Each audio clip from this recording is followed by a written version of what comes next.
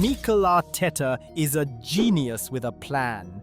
But now that plan is just one injury away from falling apart. The system is simple. This is a man who's learnt from the mistakes in the past. And defensively, they are just so strong. We're tracking Arsenal this season against some of the best numbers that we've ever seen defensively in the Premier League. And this is not a slight on Arsenal, is it, or Mikel Arteta? This is a serious superpower. This isn't harem football, this is a defensive masterclass. Just 5 goals conceded all season long in the Premier League as of recording this. 2 came against Sunderland, 1 against Liverpool, Manchester City and Newcastle, and with Arteta's men yet to concede in the Champions League as well, there's only one conclusion. We are witnessing a team about to enter the start of a dynasty. The best defensive start to a season after 15 games, surpassing the likes of Manchester United and Chelsea. But even with all of this, Mikel Arteta knows the truth. The real test is only beginning now, and even before it starts, he's got a huge problem. So what does Gabriel's injury mean to Arsenal then? And how does this almost completely change Mikel Arteta's defensive system and put the team at risk? To really understand, we need to first understand just how good Gabriel is, and that's where there's a common mistake. Your pillar of strength is your 2 centre-backs, trust me. Saliba and Gabriel are the best partnership in the league. I've been saying it for the last 2 and a bit years. They are the best partnership in the Premier League. Van Dijk's the best centre-back. A lot of people tend to see it like this, the Gabriel and William Saliba partnership. But if you switch the focus to just Gabriel, you'll realize that he's arguably the most important part of that backline. Why? Because he does everything. When it comes to defending, Gabriel is a rock. He's a leader in the Arsenal backline, the player with the most duels won for Arsenal this season, as well as boasting the most clearances and the most blocks per 90 in the team. For an Arsenal defence that's been shutting teams out on a regular basis this season, this is huge. But it'll be impossible to talk about Gabriel without talking about the 2 things that have made him become even better in recent years. The first one is the most obvious. Gabriel scores big goals. One in, and it's been headed home! And it's Gabriel! Since 2020, no defender has scored more goals in Europe's top 5 leagues than Gabriel. In fact, according to Premier League data from set pieces, excluding penalties in that period, Gabriel has the highest number of goals than any other player in all positions in the league. So what does all of this mean then? It's simple. When it comes to scoring set pieces and aerial balls, Gabriel with Arsenal is the final boss. That's the obvious one. But there's something else about Gabriel that almost goes under the radar. Where does he rank now in terms of Premier League defenders? Because we had a conversation maybe at the end of last season about Saliba and Van Dijk.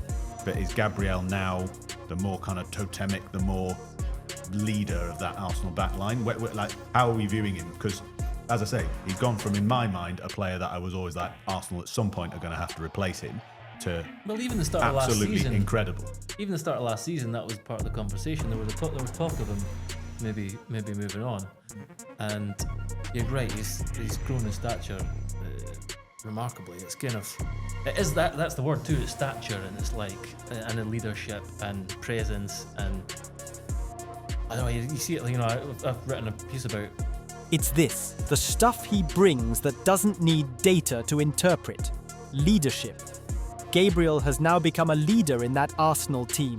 He's gone from the guy who used to be on the fringes with that hairline a couple of years back to become an absolute unit in the team. The epic battles with some of the best forwards around now, the likes of Erling Haaland. Gabriel is right now one of the best centre-backs in the world, and now we know just how good he is. It's time to look at the problem. But just before we do, we've got a quick one. We're trying to bring you more quality and well-researched videos like this. And on your part, the only thing you've got to do is hit that hype button so it encourages us to create more and help reach a wider audience. It's that simple. In the earlier clip, we showed Gabriel limping on international duty with Brazil against Senegal. He wasn't just limping. Gabriel suffered a thigh injury on international duty with Brazil and has now been ruled out for weeks, according to Arteta.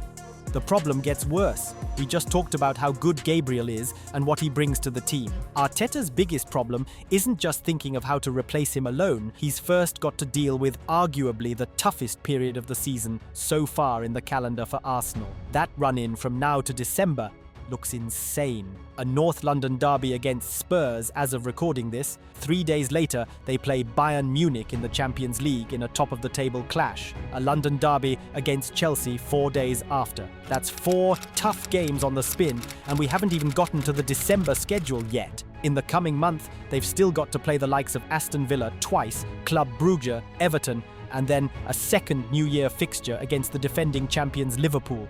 For all these games, Gabriel is most likely going to be unavailable, which brings Mikel Arteta to his next big challenge. Who replaces Gabriel? Now, this is where it gets tricky because on one hand, it's very easy to dismiss this by saying Arsenal have the squad depth, which wouldn't be wrong.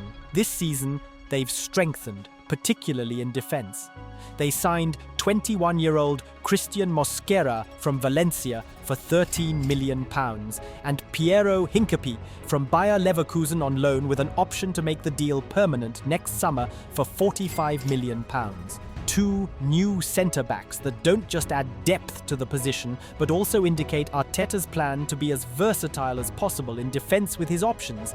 But can any of these 2 actually replace Gabriel then? Let's start with Christian Mosquera. At 21, it's clear that this is a signing both Arsenal and Arteta made for the future. It's also easy to see why Arsenal signed him, judging from how he performed at Valencia. He had the best true tackle rate in La Liga last season for defenders that faced over 50-plus dribbles. When it comes to one-on-one defending, he's a rock. He's also versatile too.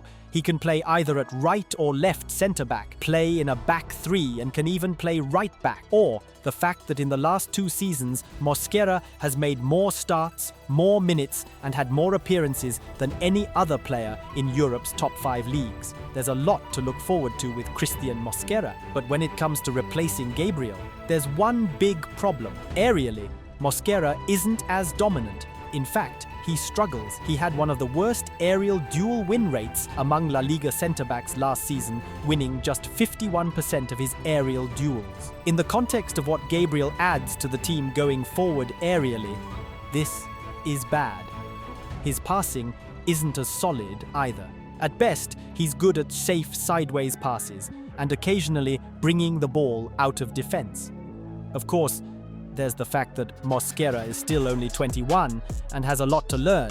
But then again, this is about finding a solution to the Gabriel situation at the club. Let's switch the focus to the other new centre-back, Piero Hincapié.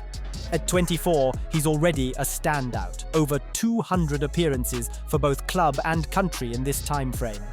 Physically, he's been described by Arteta as being very strong, very good, and very efficient. Arteta wasn't lying about that strength part. In just his second start in the Champions League for Arsenal, Hincapié became the first Arsenal player in 12 years to achieve a 100% duel success rate from 8 or more duels in a Champions League game. He's as strong, probably even stronger than Gabriel. He also loves to attack too. For Bayer Leverkusen, he played as a left centre-back, left-back and even left wing-back. And in all these positions, he was just as solid. Honestly, Hincapié seems like the natural replacement for Gabriel in the position. He might not be as effective in the position, but he's just as comfortable going forward as he is defending. Now, having said all of this, there's still one problem with Hincapié. He's aggressive. Almost too aggressive sometimes, with rash tackles or recoveries after attempting passes that do not come off. No disrespect to the Bundesliga, but where he could get away with stuff like that in Germany, almost every mistake gets punished in the Premier League. So if not these two, who else then? Arteta still has options. Another strong candidate is Riccardo Calafiori. The Italian ticks almost every box. A central defender who is comfortable with playing out wide, attacks and wins aerial duels. And just like Gabriel from defence, he scores goals and sets them up as well.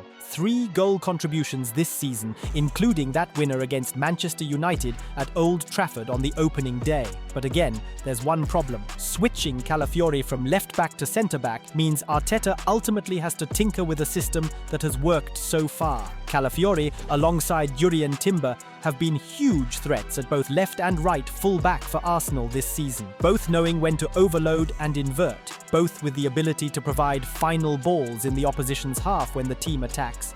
But even more crucially, it's important to understand that both are traditional centre-backs, or used to be. It means both naturally know how to defend, and so when faced with wingers and threats from out wide, it becomes almost easy to stop. If Arteta switches Calafiori to left centre-back, then it means he's got to either play Hincapié at left-back, who hasn't exactly become accustomed to that position for Arsenal, or he plays Miles Lewis Skelly. The issue with Lewis Skelly is simple. When he plays left-back, it's obvious that he isn't supposed to be playing left-back.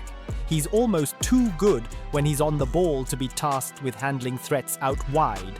And this is something Arteta hasn't figured out yet, where to actually play Miles Lewis Skelly. But this isn't about Lewis Skelly. This is about Arteta finding a solution to the Gabriel situation. The other possible fixes could be to play Ben White at left centre-back, but you don't see that happening anytime soon. Either way, Arteta must know the truth. The winning combination in central defence has always been Gabriel and Saliba. Arsenal rarely perform when these two do not play together, particularly with Gabriel now. He missed the final 2 months of last season and Arsenal struggled. They won just 4 out of 12 games in that period, including both Champions League semi-final defeats to PSG, and even more worrying is they kept just 1 clean sheet in that run. You get the picture now. Arsenal will struggle without Gabriel, not because they haven't got enough defenders or quality to find a fix, but simply because due to how good Gabriel has been, you don't easily replace him. What do you guys think? Can any of the names in defence, both old and new, actually step up for Gabriel? Or will this injury become the start of a potentially bad run for the team? Let us know in the comments below, and don't forget to hype this video and hit that subscribe button to the channel as well.